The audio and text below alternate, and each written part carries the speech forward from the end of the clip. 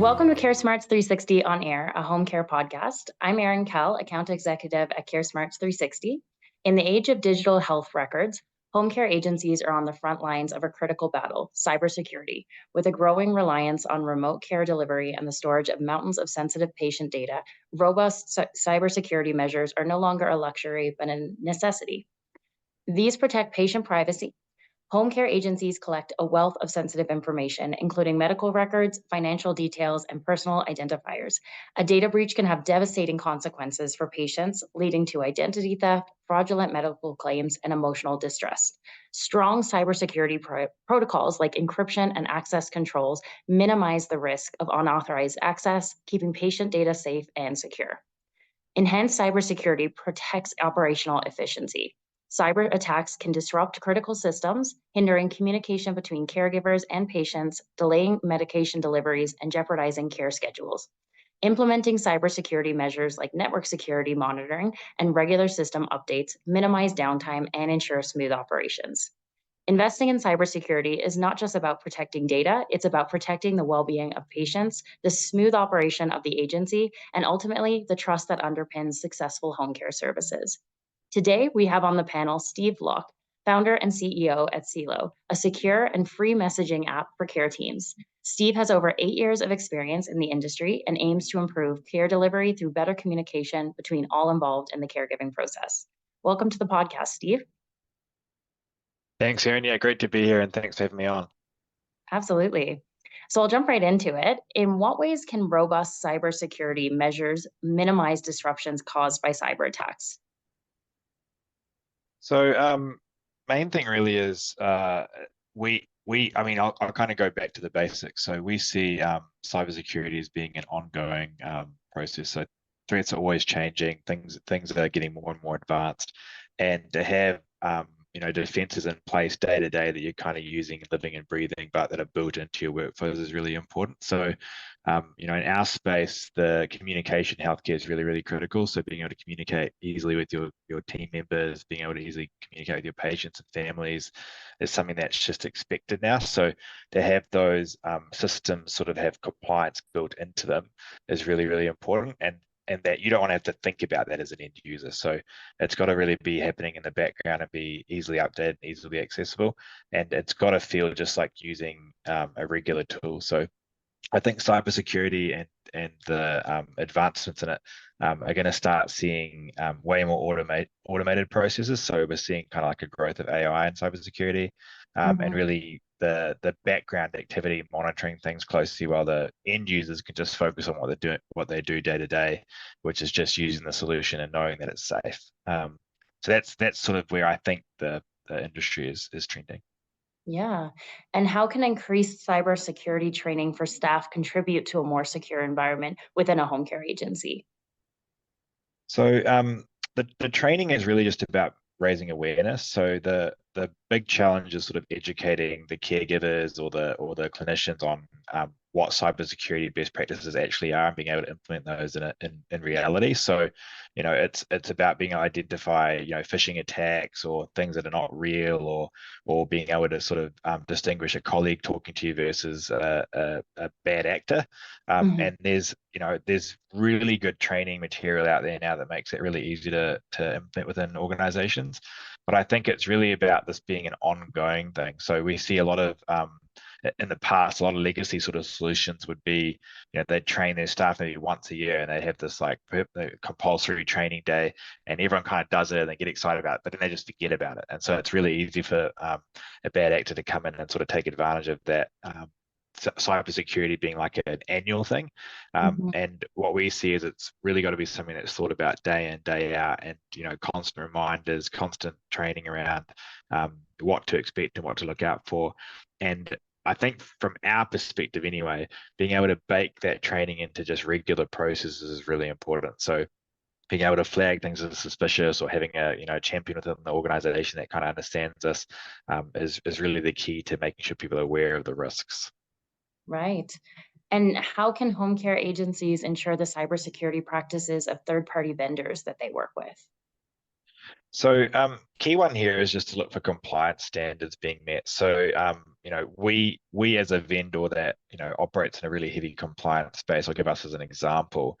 There's a whole bunch of certificates that we want to go out and get to show that we're trusted and verified, and that there's a third-party auditor actually looking at our solution. So, if a provider or a vendor can't show third-party attestation and penetration testing reviews and source code reviews and some sort of verification that these compliances and frameworks are actually complied with, then it's a really bad start. You really want to be able to openly see how they've gained these certificates, whether it's HIPAA compliance, high tech, SOC 2, ISO, all the right standards and certificates are really important.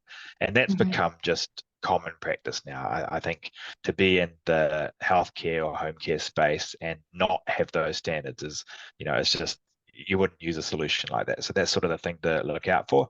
And then further to that, if we're thinking about using systems that actually share protected health information, or PHI, the one key factor, if we're talking strictly US now, it's really important that the vendor is willing to sign a business associate agreement. And this is really just a agreement between the covered entity and the vendor to say, yeah, we actually want to be able to share and transmit this information safely, and we're agreeing that we're compliant with HIPAA, and then there's this written agreement of how they actually look after and safeguard that PHI.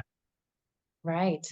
And my next question, you might have already answered it, was how can cybersecurity be specifically tailored to protect data transmitted during remote patient interactions? Is there anything you wanted to add on to what you just mentioned?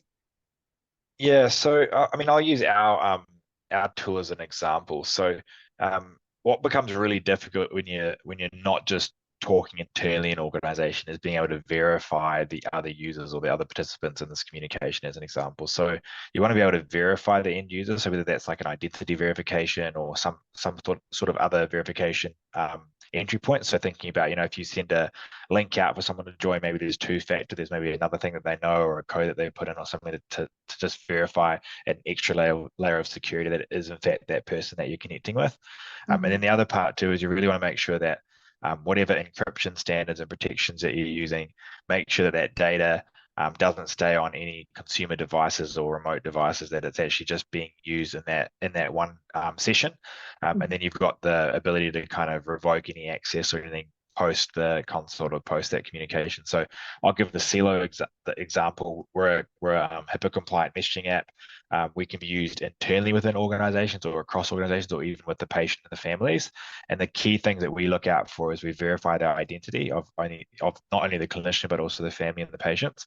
And then we also provide a secure way in which they can talk to each other and have access revoked, and really make sure that the PHI can be safely shared. So if we're thinking about home care specifically, this is where we start to see like really dispersed users, and they might be like completely on their own, or they might be out without any real organizational structure around it often. So it's really important whatever tool they choose has all those safeguards built into the tool, rather than having to have all the administrative controls around it, which you might expect in like a big corporate, as an example.